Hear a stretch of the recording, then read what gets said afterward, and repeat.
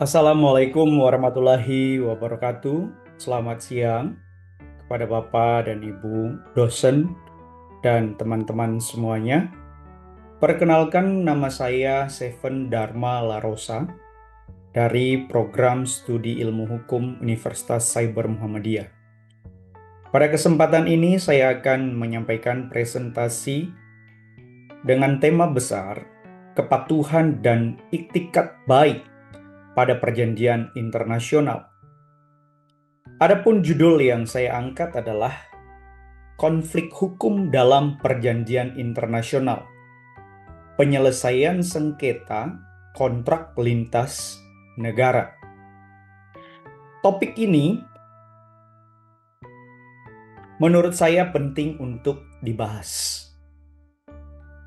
Karena dalam hubungan internasional saat ini, negara tidak lagi hidup secara terpisah.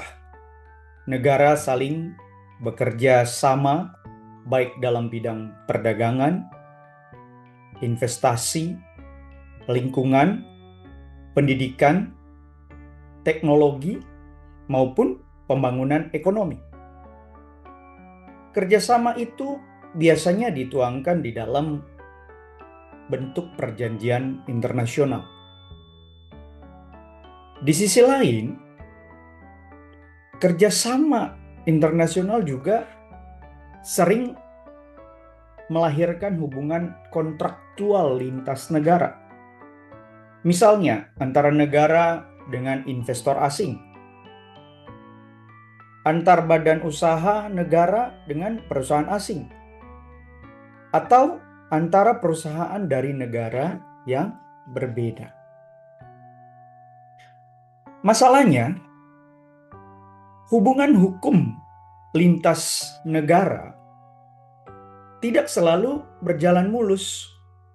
Dalam praktiknya, sering muncul sengketa karena perbedaan sistem hukum, perbedaan penafsiran terhadap isi perjanjian, perbedaan forum penyelesaian sengketa, sampai masalah kepatuhan terhadap putusan arbitrase atau putusan pengadilan asing.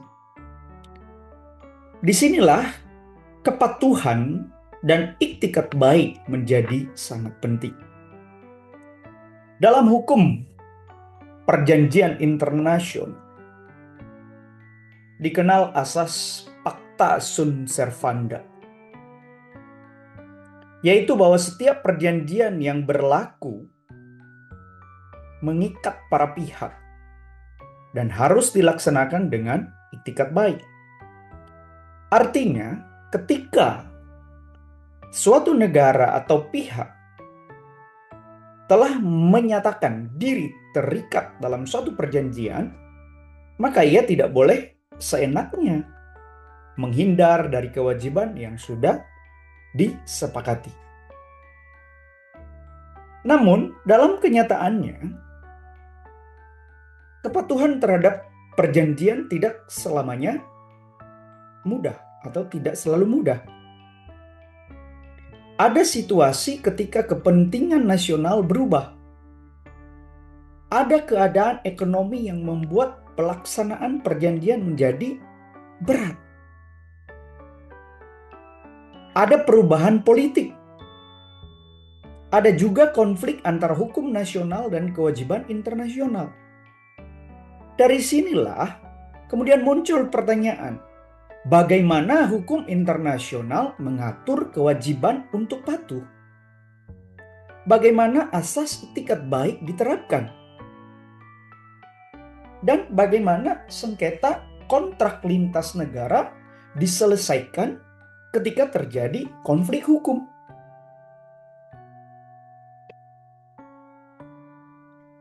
Latar belakang utama dari pembahasan ini adalah semakin kuatnya hubungan antar hukum internasional dan aktivitas ekonomi global.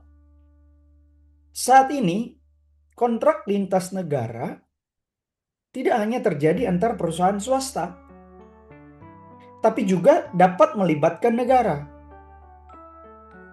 badan usaha milik negara, organisasi internasional, dan investor asing. Misalnya, suatu negara membuat perjanjian kerjasama investasi dengan negara lain. Dari perjanjian itu kemudian lahir namanya kontrak antar perusahaan asing dengan badan usaha negara.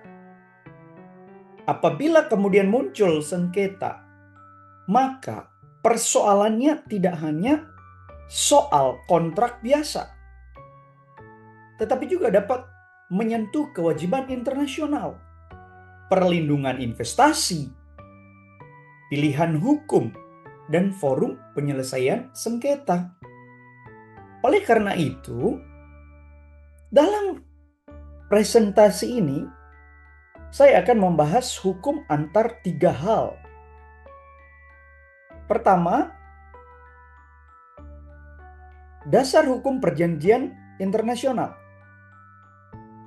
Kedua, asas kepatuhan dan iktikat baik. Ketiga, penyelesaian konflik hukum dalam kontrak lintas negara. Tujuan presentasi. Tujuan dari presentasi ini adalah untuk menjelaskan bagaimana asas kepatuhan dan iktikat baik menjadi dasar utama dalam pelaksanaan perjanjian internasional. Selain itu, presentasi ini juga bertujuan untuk memahami bagaimana konflik hukum dapat terjadi dalam hubungan kontrak lintas negara, serta bagaimana sengketa tersebut dapat diselesaikan melalui mekanisme hukum yang tersedia. Dengan kata lain, saya ingin menunjukkan bahwa perjanjian internasional bukan hanya dokumen formal antar negara. Perjanjian internasional memiliki akibat hukum yang nyata.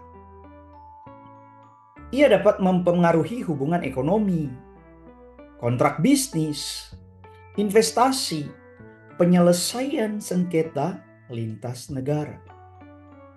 Relevansi topiknya apa? Topik ini relevan karena dunia hukum hari ini semakin bersifat transnasional. Seorang ahli hukum tidak cukup hanya memahami hukum nasional. Ia juga perlu memahami bagaimana hukum nasional berinteraksi dengan hukum internasional. Dalam dunia bisnis misalnya, kontrak dapat dibuat di Indonesia. Mitranya berasal dari Singapura. Pembiayaannya dari Jepang. Objek pekerjaannya berada di Indonesia. Dan forum sengketanya ditentukan melalui arbitrase internasional. Situasi seperti ini membuat pertanyaan hukum menjadi lebih kompleks. Hukum mana yang berlaku? Pengadilan mana yang berwenang? Apakah keputusan arbitrase dapat dieksekusi atau tidak? Bagaimana jika salah satu pihak menolak melaksanakan kewajibannya? Karena itulah, pembahasan mengenai kepatuhan, iktikat baik, dan penyelesaian sengketa lintas negara menjadi penting, baik dalam teori maupun praktiknya. Nah, kita masuk ke pembahasan. Pengertian perjanjian internasional.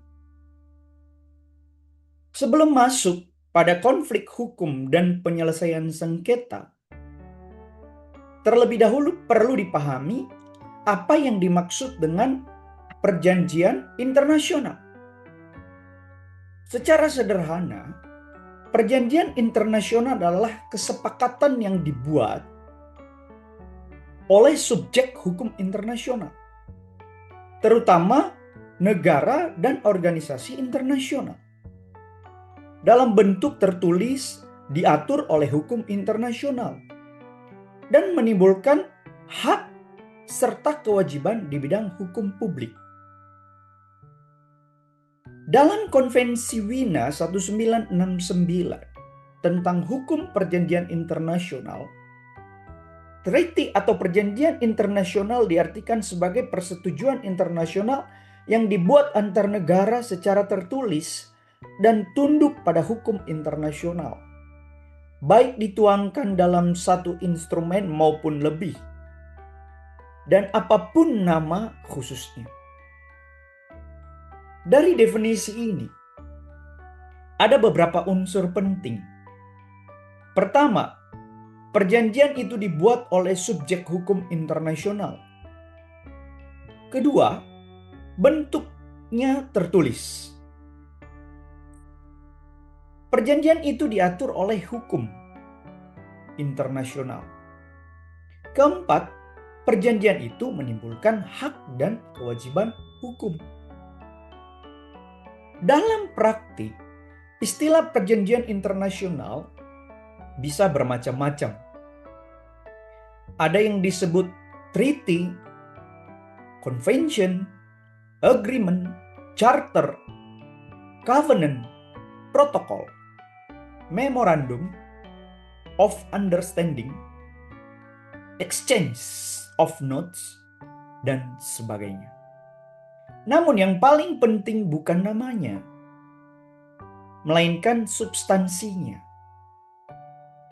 Apakah dokumen itu benar-benar menimbulkan akibat hukum internasional atau tidak? Perjanjian internasional dan kontrak lintas negara. Di titik ini, perlu dibedakan perjanjian antara perjanjian internasional dan kontrak lintas negara. Perjanjian internasional berada dalam ranah hukum internasional publik. Pihak biasanya negara, organisasi internasional, atau subjek hukum internasional lainnya. Sementara kontrak lintas negara biasanya berbeda dalam ranah hukum privat atau hukum bisnis internasional. Pihaknya bisa perusahaan, investor, badan usaha negara, atau individu dari negara yang berbeda. Namun, keduanya dapat saling berhubungan. Misalnya, suatu negara membuat perjanjian bilateral tentang perlindungan investasi. Berdasarkan iklim hukum dari perjanjian itu, investor asing kemudian membuat kontak dengan pemerintah atau perusahaan nasional. Jika terjadi sengketa, maka sengketa kontrak tersebut dapat berhubungan dengan kewajiban internasional negara, terutama jika ada unsur perlindungan investasi asing, perlakuan yang adil, atau pelanggaran terhadap komitmen internasional. Jadi, dalam presentasi ini, perjanjian internasional dipahami sebagai kerangka hukum publik. Sedangkan kontrak lintas negara menjadi contoh konkret bagaimana konflik hukum dapat muncul dalam praktik hubungan internasional. Asas Pacta Sunt Servanda.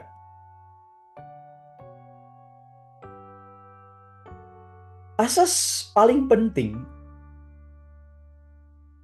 dalam pelaksanaan perjanjian internasional dalam Pacta Sunt Servanda.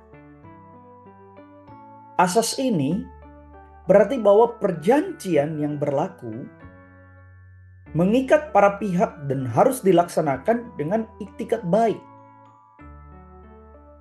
Asas ini sangat mendasar karena tanpa kepatuhan, perjanjian internasional tidak memiliki kekuatan nyata.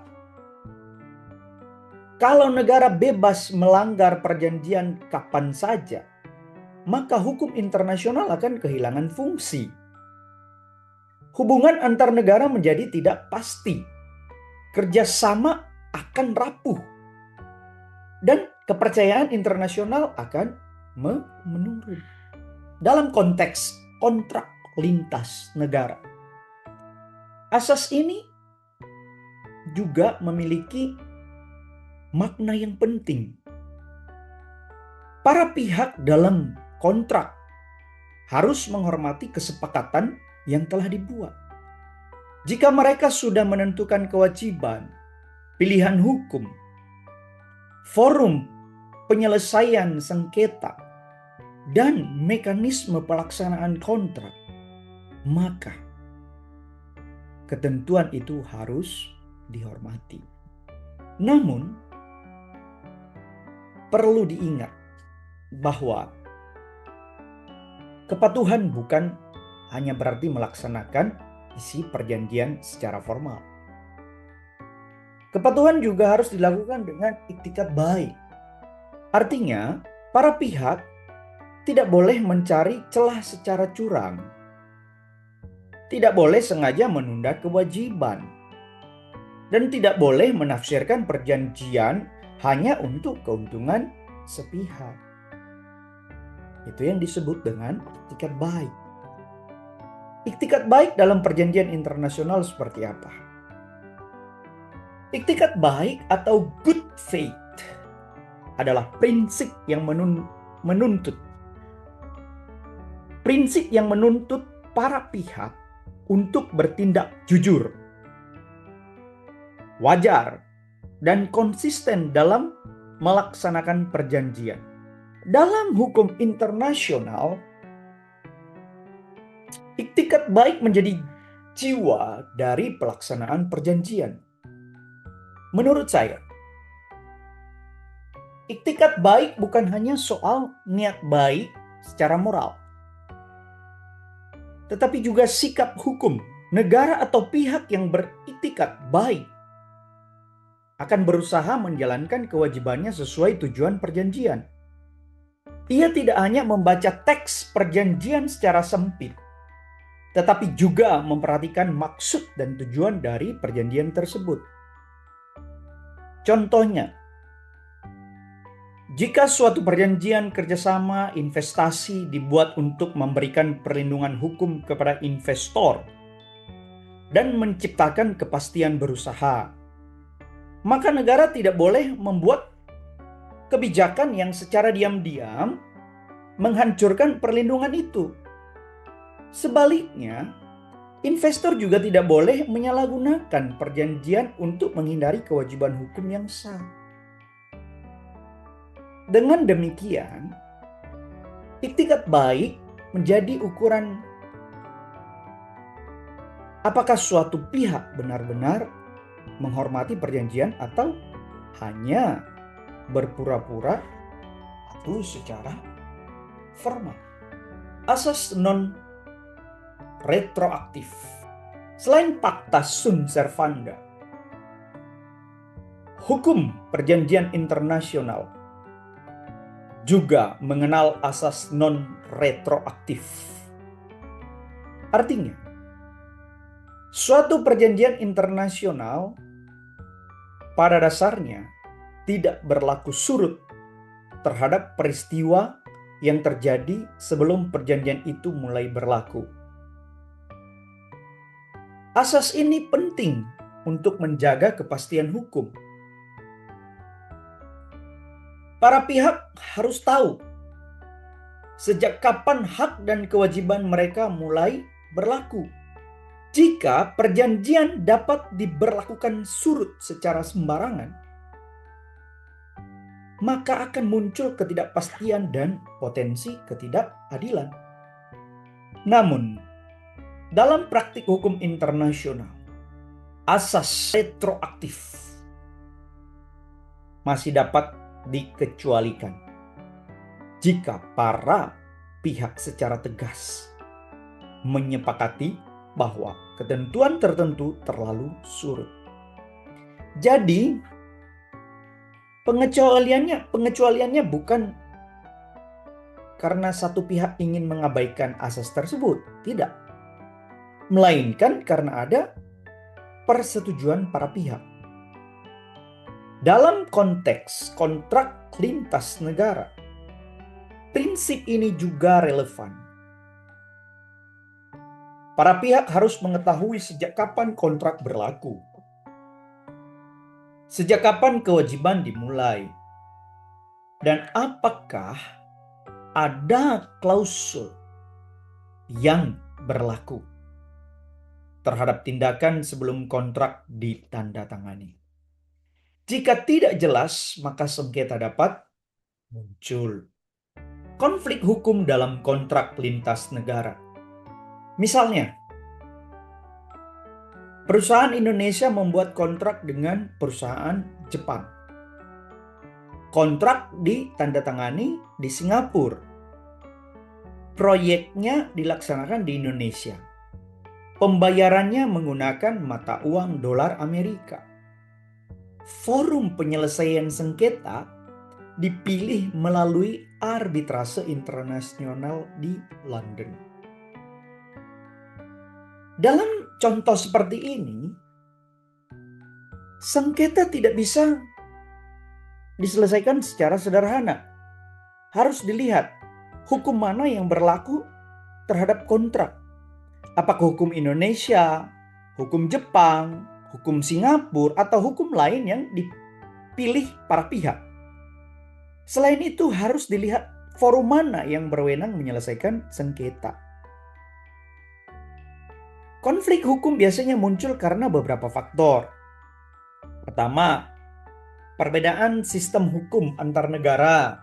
Kedua, perbedaan penafsiran terhadap kontrak. Ketiga, tidak jelasnya pilihan hukum. Keempat, tidak jelasnya pilihan forum. Dan kelima, sulit pelaksanaan putusan di negara lain. Karena itu, dalam kontrak lintas negara, klausul pilihan hukum dan pilihan forum menjadi sangat penting. Pilihan hukum dan pilihan forum.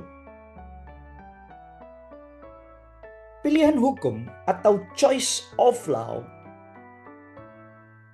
adalah kesepakatan para pihak mengenai hukum negara mana yang digunakan untuk mengatur kontrak mereka. Misalnya, para pihak sepakat bahwa kontrak tunduk pada hukum Indonesia atau hukum Singapura. Sementara pilihan forum atau choice of forum adalah kesepakatan mengenai lembaga mana yang berwenang menyelesaikan sengketa. Forum itu bisa pengadilan nasional, arbitrase nasional, atau arbitrase internasional. Kedua klausul ini sangat penting untuk mencegah ketidakpastian. Tanpa pilihan hukum dan pilihan forum yang jelas, para pihak dapat berdebat terlebih dahulu tentang hukum mana yang berlaku dan lembaga mana yang berwenang. Akibatnya, penyelesaian sengketa menjadi lebih lama dan mahal. Dalam praktik kontrak lintas negara, banyak pihak memilih arbitrase internasional karena dianggap lebih netral, lebih fleksibel, dan putusan lebih mudah diakui serta dilaksanakan di negara lain. Terutama jika negara tersebut menjadi pihak dalam Konvensi New York 1958 tentang pengakuan dan pelaksanaan putusan arbitrase asing. Sekarang kita masuk pada penafsiran perjanjian. Konflik hukum juga sering muncul karena perbedaan penafsiran. Dalam perjanjian internasional, penafsiran tidak boleh dilakukan secara asal. Ada beberapa prinsip yang digunakan, seperti penafsiran gramatikal, penafsiran berdasarkan konteks, penafsiran berdasarkan objek dan tujuan perjanjian, serta penafsiran yang masuk akal dan konsisten. Dalam hukum perjanjian internasional juga dikenal istilah travaux preparatoires, yaitu bahan-bahan persiapan dalam pembentukan perjanjian. Bahan ini dapat berupa catatan perundingan, draft awal, risalah pembahasan, atau dokumen lain yang menunjukkan maksud para pihak saat menyusun perjanjian. Travaux preparatoires biasanya digunakan sebagai alat bentuk penafsiran, terutama ketika teks perjanjian tidak jelas atau menimbulkan lebih dari satu makna. Jadi fungsi bukan untuk mengganti isi perjanjian, tetapi membantu memahami maksud sebenarnya dari para pihak. Dalam kontrak lintas negara, pendekatan yang sama juga bisa dipahami secara sederhana. Jika isi kontrak tidak jelas, maka penafsiran tidak cukup hanya untuk melihat satu kalimat. Harus dilihat seluruh isi kontrak,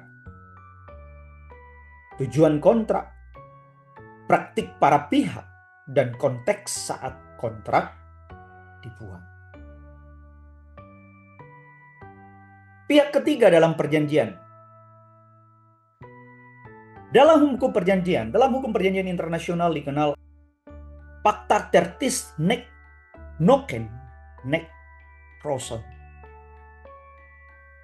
Artinya, suatu perjanjian tidak memberikan hak dan tidak membebankan kewajiban kepada pihak ketiga tanpa persetujuan pihak tersebut.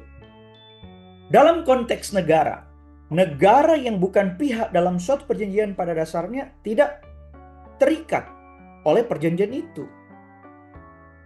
Jika suatu perjanjian ingin memberikan kewajiban kepada negara ketiga, maka negara ketiga tersebut harus menyatakan persetujuannya. Jadi kewajiban tidak dapat berlaku otomatis, tidak. Prinsip ini penting karena menjadi kedaulatan dan persetujuan negara. Tidak adil jika dua negara membuat perjanjian, lalu isi perjanjian itu membebani negara lain yang tidak ikut menyepakati. Dalam kontrak lintas negara, prinsip ini juga dapat dipahami melalui konsep privity of contract. Privity, yaitu kontrak pada dasarnya hanya mengikat para pihak yang membuatnya. Pihak ketiga tidak otomatis dibebani kewajiban, kecuali ada dasar hukum atau persetujuan yang sah. Bentuk penyelesaian sengketa. Ketika terjadi sengketa lintas negara, ada beberapa cara menyelesaikan yang dapat digunakan. Cara pertama adalah negosiasi. Negosiasi merupakan upaya penyelesaian langsung antar para pihak. Cara ini biasanya paling sederhana dan hemat biaya, tapi membutuhkan iktikat baik dari kedua belah pihak. Negosiasi. Cara kedua adalah mediasi. Dalam mediasi, para pihak dibantu oleh pihak ketiga yang netral untuk mencari kesepakatan. Mediator tidak memutus perkara, tetapi membantu para pihak menemukan solusi.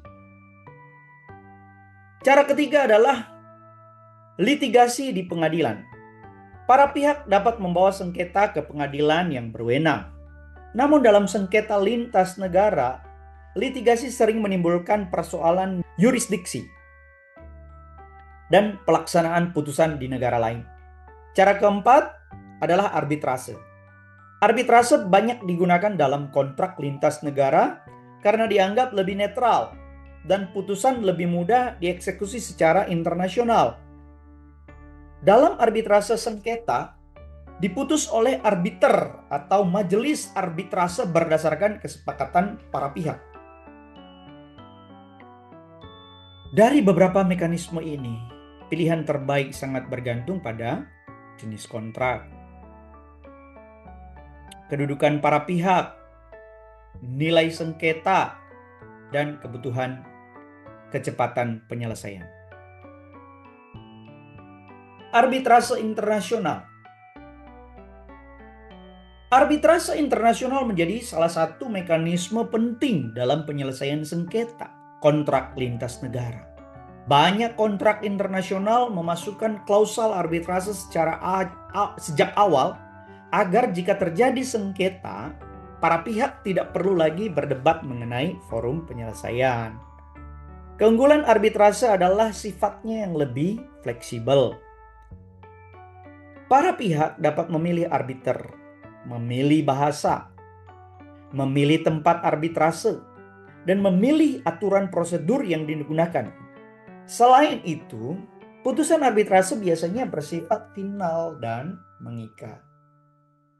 Namun, arbitrase juga tidak sempurna. Biayanya bisa mahal. Prosesnya tetap membutuhkan waktu. Dan pelaksanaan putusan tetap memerlukan bantuan pengadilan nasional di negara tempat aset pihak yang kalah berada. Dalam konteks kepatuhan dan itikat baik, arbitrase menjadi ujian nyata. Pihak yang kalah seharusnya melaksanakan putusan arbitrase dengan itikat baik. Jika ia menolak tanpa dasar yang sah, maka sengketa bisa berlanjut ke tahap pengakuan dan eksekusi putusan di negara lain. Contoh kasus. Sebagai contoh dalam konteks Indonesia ya. Salah satu sengketa kontrak lintas negara yang sering dibahas adalah sengketa Karaha Bodas dengan Pertamina. Kasus ini berkaitan dengan proyek energi panas bumi dan melibatkan kontrak dengan unsur internasional. Sengketa tersebut kemudian diselesaikan melalui arbitrase internasional dan menimbulkan proses panjang dalam pelaksanaan putusannya. Dari kasus seperti ini, kita bisa melihat bahwa konflik kontrak lintas negara tidak hanya berkaitan dengan isi kontrak, tapi juga dengan kondisi politik, kebijakan negara, krisis ekonomi, pelaksanaan putusan arbitrase, dan reputasi negara di mata internasional. Pelajaran yang dapat diambil adalah bahwa sejak awal, kontrak lintas negara harus disusun secara cermat. Klausul mengenai kewajiban para pihak, keadaan memaksa, pilihan hukum, forum sengketa, dan pelaksanaan putusan harus dirumuskan dengan jelas. Jika tidak, sengketa dapat menjadi panjang dan merugikan semua pihak. Kasus semacam ini juga menunjukkan bahwa kepatuhan bukan hanya persoalan hukum, tetapi juga persoalan kepercayaan.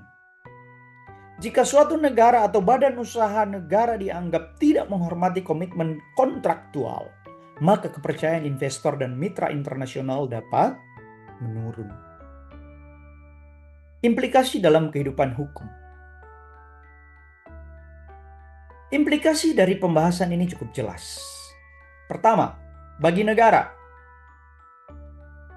kepatuhan terhadap perjanjian internasional menunjukkan kredibilitas dalam hubungan internasional. Negara yang konsisten melaksanakan kewajiban internasionalnya akan lebih dipercaya oleh negara lain dan pelaku usaha internasional.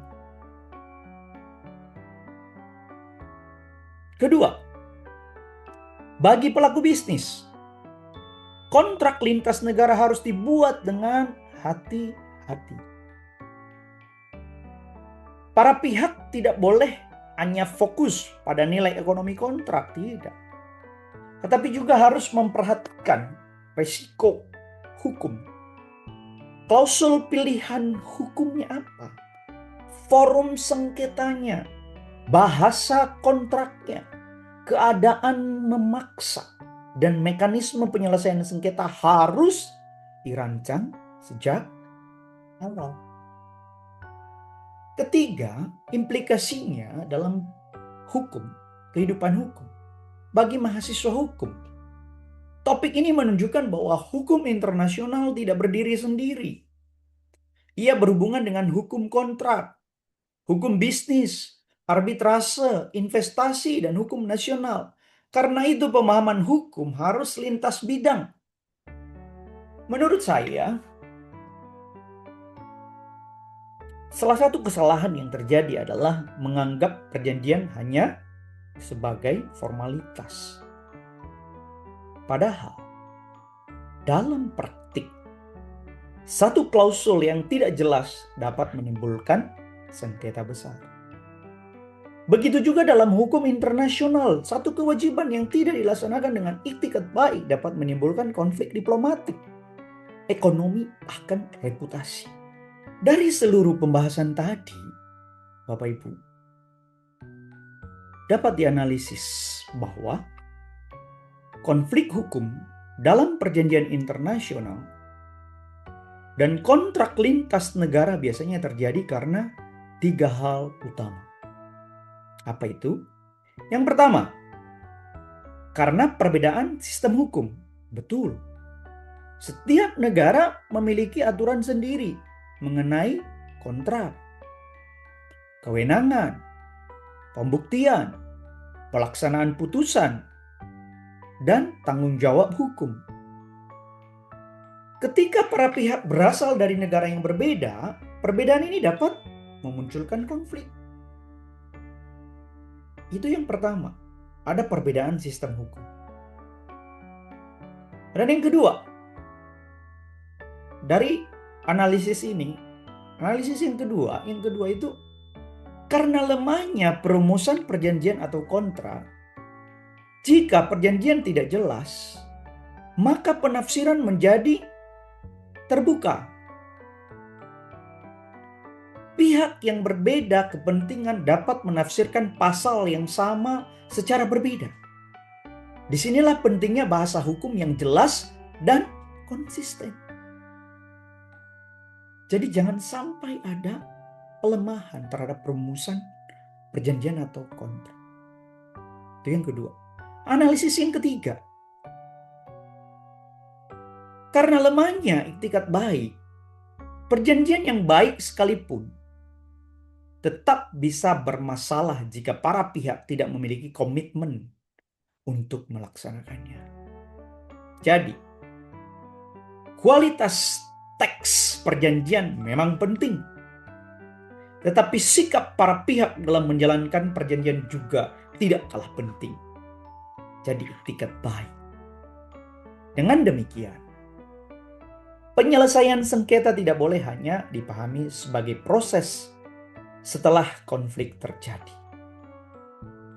Pencegahan sengketa justru harus dimulai sejak tahap perundingan dan penyusunan perjanjian. Kesimpulan. Berdasarkan pembahasan yang telah disampaikan, dapat disimpulkan bahwa perjanjian internasional merupakan instrumen hukum yang penting dalam hubungan internasional. Perjanjian internasional tidak hanya memuat kesepakatan politik, tetapi juga menimbulkan hak dan kewajiban hukum bagi para pihak. Asas Pacta Sunt Servanda menjadi dasar utama bahwa setiap perjanjian yang berlaku harus dipatuhi. Setiap perjanjian yang berlaku harus dipatuhi. Ini harus digarisbawahi. Namun, kepatuhan tersebut tidak cukup secara hanya formal saja. Perjanjian harus dilaksanakan dengan iktikat baik juga, yaitu dengan sikap jujur, wajar, konsisten, dan tidak menyalahgunakan celah hukum. Dalam konteks kontrak lintas negara, konflik hukum dapat muncul karena adanya unsur lebih dari satu sistem hukum. Konflik dapat terjadi dalam hal pilihan hukum, pilihan forum, penafsiran kontrak, pelaksanaan kewajiban, dan eksekusi putusan. Oleh karena itu, kontrak lintas negara perlu dirancang dengan cermat sejak awal. Penyelesaian sengketa dapat dilakukan melalui negosiasi, mediasi, litigasi, maupun arbitrase internasional. Namun apapun mekanismenya, penyelesaian sengketa tetap membutuhkan kepatuhan dan itikat baik dari para pihak. Rekomendasi. Sebagai rekomendasi, menurut saya, ada beberapa hal yang perlu diperhatikan. Pertama, setiap pihak yang membuat perjanjian internasional atau kontrak lintas negara harus memahami dengan jelas hak dan kewajibannya. Itu paling penting. Jangan sampai perjanjian ditandatangani hanya karena kepentingan ekonomi sesaat, tetapi resiko hukumnya tidak diperhitungkan. Itu yang pertama. Yang kedua, klausul penting seperti pilihan hukum, pilihan forum, bahasa perjanjian, keadaan memaksa, dan mekanisme penyelesaian sengketa harus dibuat secara tegas. Klausul yang kabur dapat menjadi sumber sengketa di kemudian hari. Ketiga, negara maupun pelaku usaha harus menempatkan iktikat baik sebagai prinsip utama. Garis bawahi iktikat baik sebagai prinsip utama. Dalam hubungan internasional, reputasi sangat penting. Sekali suatu pihak dianggap tidak patuh atau tidak beritikat baik, maka kepercayaan pihak lain dapat menurun. Keempat, bagi mahasiswa hukum, penting untuk memahami bahwa hukum internasional tidak hanya teori, tapi juga sangat berkaitan dengan praktik nyata. Perjanjian internasional dapat berdampak pada investasi, perdagangan, pembangunan, dan hubungan ekonomi lintas negara. Sebagai penutup, Bapak, Ibu, dan rekan-rekan mahasiswa, saya ingin menegaskan bahwa inti dari perjanjian internasional adalah kepercayaan. Trust. Kepercayaan. Kepercayaan itu dibangun melalui kepatuhan dan itikat baik. Tanpa kepatuhan, perjanjian hanya menjadi tulisan. Tanpa itikat baik, perjanjian dapat berubah menjadi alat untuk saling merugikan. Dalam dunia yang semakin terhubung, konflik hukum dan kontrak lintas negara akan semakin sering terjadi. Karena itu, hukum tidak hanya berfungsi menyelesaikan sengketa, tetapi juga mencegah sengketa melalui perjanjian yang jelas, adil, dan dilaksanakan secara bertanggung jawab. Demikian presentasi saya mengenai konflik hukum dalam perjanjian internasional, penyelesaian sengketa kontrak lintas negara, dengan tema besar kepatuhan dan iktikat baik pada perjanjian internasional. Saya menyadari bahwa presentasi ini masih memiliki kekurangan, baik dari segi penyampaian maupun kedalaman analisis. Namun, saya berharap pembahasan ini dapat memberikan gambaran bahwa kepatuhan dan iktikat baik merupakan prinsip yang sangat penting dalam menjaga efektivitas perjanjian internasional dan penyelesaian sengketa lintas negara. Terima kasih atas perhatian Bapak, Ibu, dosen, dan teman-teman semuanya. Wassalamualaikum warahmatullahi wabarakatuh.